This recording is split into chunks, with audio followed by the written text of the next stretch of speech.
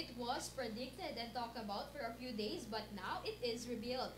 That is the return of one of the world's most beautiful faces and leading ladies in showbiz. Sam Matos has the entertainment news. The actress Jessie Mindiola is returning to Kapamilya after signing a contract with the said network yesterday.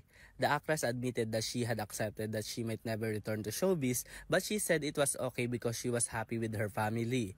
That's why she did not think she would be able to return to the industry again. Besides this, the actress is thankful that the said network accepted her again and she is happy to be back in her home.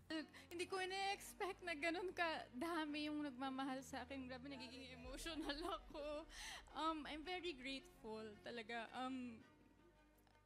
Tulad ng sabi ko kanina, I wasn't expecting na babalik ako.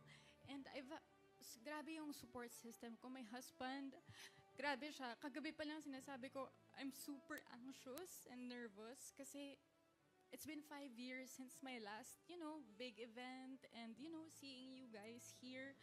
I'm just really happy and grateful to be back home. ABS-CBN has always, had my back and palagi niyo akong inaalagaan. And of course, Star Magic, hindi pa rin talaga Meanwhile, at the same time, her husband Luis Manzano also signed a contract and will have a new game show called Rainbow Rumble.